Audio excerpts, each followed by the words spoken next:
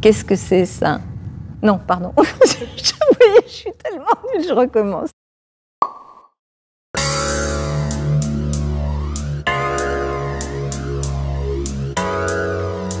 Beaucoup de responsabilités, mais vraiment une mission extraordinaire, exceptionnelle. C'était pas le rêve de ma vie, puisque c'est arrivé comme un énorme cadeau et c'est une grande fierté.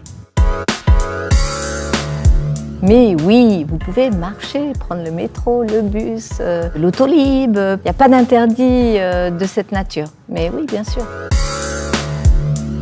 Ah, donc je serais la plus fière, justement, de permettre à Paris de mieux respirer. Non, rien. J'ai quelqu'un que j'aime beaucoup qui s'appelle JR, qui est un grand photographe et je trouve qu'il est extraordinaire dans sa façon de raconter l'humanité. Bon, Paris 2020.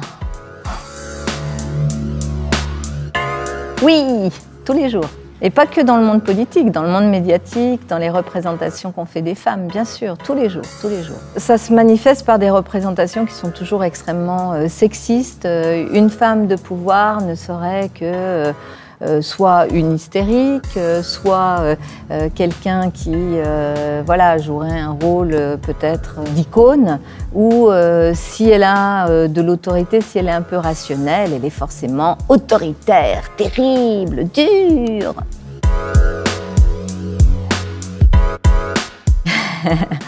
Tellement de choses, voilà, j'aurais rêvé de parcourir le monde, d'être dans des ONG, j'aurais aimé faire tellement de choses, je trouve qu'une vie n'est pas suffisante. Je pense que la plus grande des épreuves qu'on ait eu à vivre tous ensemble, ce sont les attentats. Être là, à ce moment-là, voir sa ville souffrir et tout faire pour qu'elle se relève, mais les Parisiens étaient là pour qu'elle se relève. Ça se passe comme entre deux responsables politiques qui sont qui portent deux projets très différents pour la société. De temps en temps, c'est chaud, mais je crois que c'est respectueux. En tous les cas, je la respecte beaucoup. New York. Mais Bill de Blasio n'a pas à s'inquiéter, je n'envisage pas de me présenter à New York, je suis bien à Paris. Par l'éducation, pour l'essentiel, je pense que c'est vraiment à la base, dans le comportement, dans une éducation non sexiste et non violente, qu'on doit trouver la solution.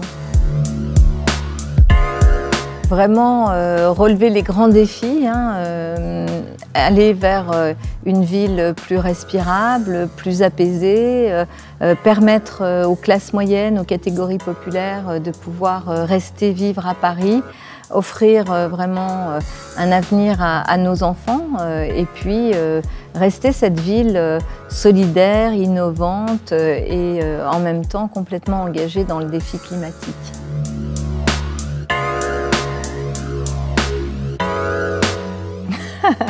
Non, quand même, sur une île déserte avec Valérie, je suis sûre qu'on aurait plein de sujets et puis profiter de la plage, c'est pas mal aussi. Je leur dis que la colère n'est jamais bonne conseillère et qu'il faut pour ceux qui peuvent se passer de leur voiture, qu'ils essayent, juste qu'ils essayent. D'ailleurs, on aide des Parisiens à se passer de leur voiture, c'est pas une addiction, mais il faut juste franchir le pas quand on peut et on a la chance quand même à Paris d'avoir tellement d'autres possibilités de transport. D'ailleurs, je leur dis qu'il n'y a qu'une personne, un Parisien sur 10 qui prend sa voiture pour aller travailler. Donc il m'arrive quand même de parler beaucoup aux 9 sur 10 qui ne prennent pas leur voiture et que le 1 sur 10 est important, mais les 9 sur 10 le sont encore plus.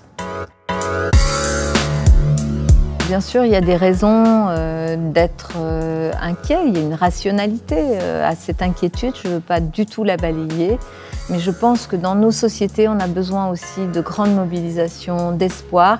Et là, pour les 7 ans qui viennent, les Jeux Olympiques vont être un moteur. Moi, je les envisage vraiment, je me projette avec ces Jeux comme pour un projet de société dans lequel on donne aussi à la jeunesse, à toutes les jeunesses, parce qu'elles sont différentes, les jeunes ne sont pas uniformes, la possibilité eux-mêmes de participer à la construction du monde dans lequel ils vont vivre à travers le sport. Je crois aux valeurs du sport et les Jeux vont être un événement majeur. Vous savez, quand on vous donne cette opportunité d'accueillir les Jeux, ça veut dire que Paris est une ville qui compte, ça veut dire que les Parisiens vont pouvoir aussi se saisir d'opportunités pour pouvoir se construire et se projeter dans un avenir que j'espère meilleur que notre passé.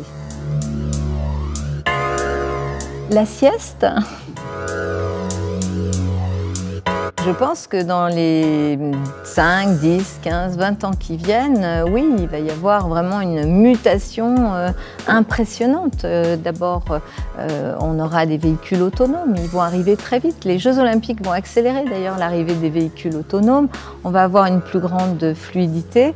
Oui, je crois bien sûr à la fin des embouteillages.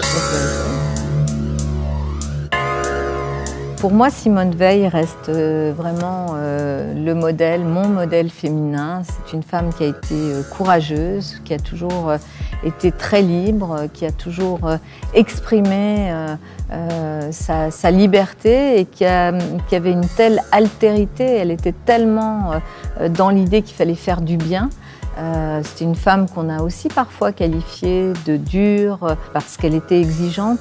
Mais pour moi, vraiment, Simone Veil, c'est le modèle des modèles.